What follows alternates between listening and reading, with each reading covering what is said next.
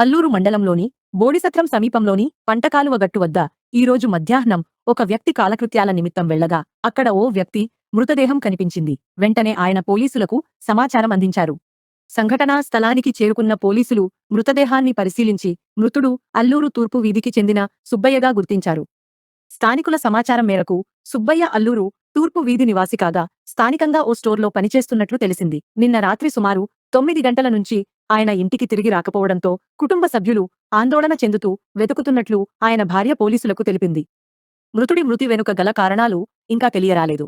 ఇది ప్రమాదవశాత్తు జరిగిన ఘటననా లేక మరేదైనా కారణం ఉందా అనే కోణాల్లో పోలీసులు విచారణ చేపట్టారు.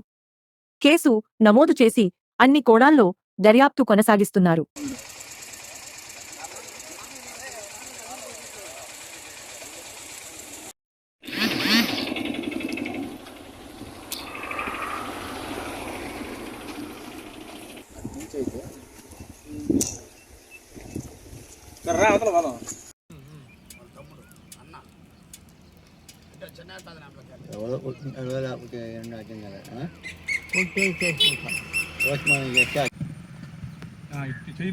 మళ్ళీ మన కర్ర వల్ల గాయం